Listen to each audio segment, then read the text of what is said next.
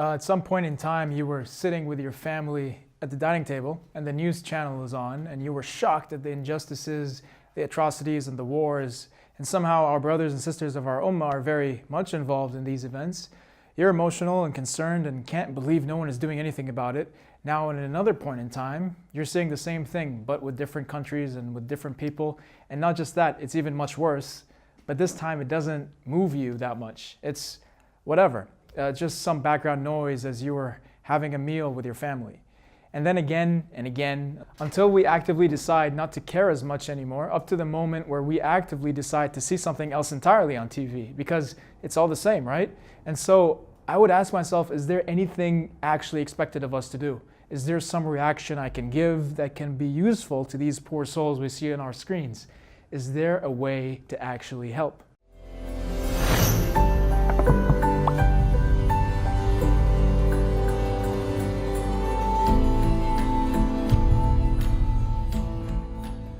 This little talk here will not add anything new, I believe. It's a very simple concept that I want to explain. But with how fast-paced, these events are happening all around us today, I myself even forget this sometimes. And let me tell you, sometimes the most profound, inspired lessons from the Quran are actually the simplest.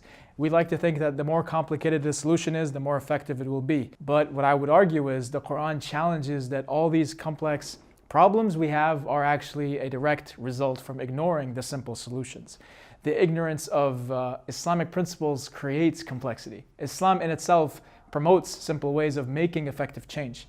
And that's why sometimes we're left confused. We're expecting something larger than life and ambitious to come save us, but really the right solutions are right here in our book, in front of our eyes. We're just looking further beyond than what we are supposed to. On the internet today, we always catch those videos, posts, or articles about Muslims in the midst of war, injustice, and corruption almost on a daily basis. I notice that those in my circle tend to have generally two reactions, absolute apathy on one hand, no care, no attention, no concern whatsoever, and pure anger and rage on the other side. Look, I will not count myself out. I will admit that I have fallen into the trap of also not caring. I mean, it happens. I sort of just got overwhelmed. I don't know even how my own emotions will bring any change. So in a way, I just started to ignore the whole issue altogether. Then it hit me one day how there is a very unique take in the Quran on these awful headline news that we're being exposed to every single day. In just one verse, you really see this completely different perspective that Allah tries to communicate to our hearts. In Surah Ar-Rum, Allah says, ظَهَرَ الْفَسَادُ فِي الْبَرِّ وَالْبَحْرِ بما كسبت أيدي الناس ليذيقهم بعد الذي عملوا لعلهم يرجعون. Corruption appears on land and sea because of the evil which the hands of people have earned, so that He may make them taste some part of the fruits of what they have done in order that they may return.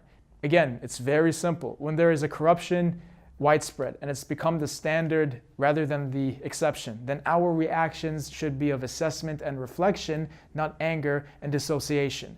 Allah is first of all addressing that these problems that result are the fruits of our own doings. And so, as a result, the whole point of these unfortunate events are for one purpose: to return back. لَعَلَّهُمْ يَرْجِعُونَ. I read this all the time, thinking corruption is only restricted to pollution and lack of blessings, but it's very open-ended to all types of corruption too. The word is fasad, so all calamities and tragedies that fall upon us can be categorized here. But okay, of course, there is the question of, okay, that's lovely to know. What does this practically mean? Okay, so this means that when we do see something really messed up, appear on our news feed, our first reaction should be, okay, where do I stand in relation to where Allah is? Am I far? Am I close? Is there a distance that I can walk to get closer? If so, where do I start? How can I actually create a change in myself to make a change for these people who are in a very bad situation over there? You see the relation. We know from the Prophet Muhammad ﷺ that this ummah is connected and we are like a body. This puts us all on the spotlight, and so I think in the light of this ayah, we should really understand that we are all connected. We are not all completely helpless. We all carry pieces of the solution to relieve the suffering of those around us. I can't deny that there are efforts from people who advocate for alleviating the disasters happening in our ummah all over the world with awareness campaigns and charities, but I'm speaking from a personal perspective here. What can you offer to your brothers and sisters? And guess what? The answer does not lie in your money or in your resources, but according to this ayah, it's from your own soul's purification. That's one of the greatest weapons we have today, because no one can stop it. No one can stop a sincere heart from returning, you know? It's a very emotional concept when really understood, that we are all actually part of a faith that creates a global transformation when we amend our own selves spiritually. I don't mean to account factors in politics or giant economic resources here, because the first and foremost focus must be on our own selves. And that's why Allah ends this verse with لَعَلَّهُمْ يَرْجِعُونَ. The whole point of it is so you can come back. There's no time to play the blame game. For all the catastrophes happening right now, our first response is to get up and schedule ourselves in prayer and ask Allah's help for the problem. Schedule a qiyam session for it perhaps. Reflect on your own shortcomings. And that's how we can all return better to Allah. That's really the whole point. Given this, it's really important that we know there is no such thing as finding ourselves helpless towards the oppressed and the weak amongst us, because there is always an unexpected response from all of us whenever corruption manifests the planet, you know? And so I really hope this makes sense. And may Allah help our brothers and sisters and give us the ability to help ourselves to help them.